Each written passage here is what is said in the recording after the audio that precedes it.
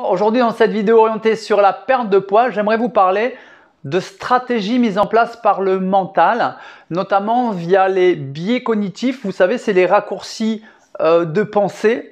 Je vais vous donner un exemple concret. Par exemple, vous décidez de manger peu le soir, manger léger, et à la fin du repas, vous allez manger quelque chose de sucré, un plaisir. Donc, ce que vous pouvez distinguer, c'est que le mental, en fait, va squeezer la faim biologique en ne donnant pas beaucoup d'énergie au corps via le repas en lui-même.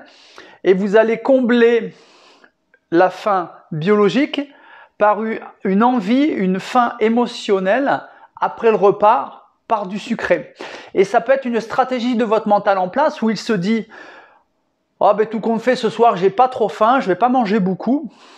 Comme ça permet au mental de squeezer le côté repas structuré, et le cerveau émotionnel va se rassurer avec quelque chose de sucré, par exemple, qui va combler également la faim physiologique, mais par l'approche émotionnelle. Donc faites attention aux stratégies que le mental peut mettre en place. Donc on peut parler aussi de biais cognitifs.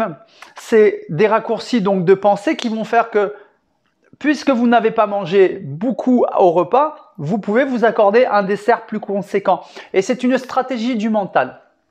Donc faites attention lorsque vous mangez, ne soyez pas dupes.